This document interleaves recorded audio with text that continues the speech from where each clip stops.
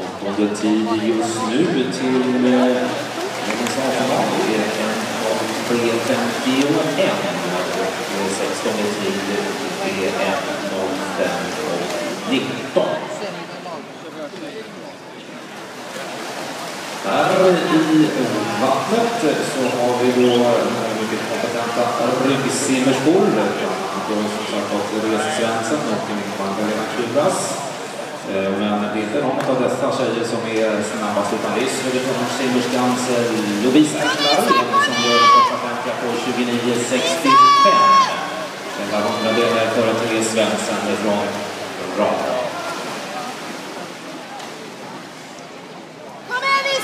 Och nu är det 25 meter kvar, så Therese som har tagit över kommandot då. De kommer ju att vinna detta försöksrit, och det gör den på en tid utav 1:00.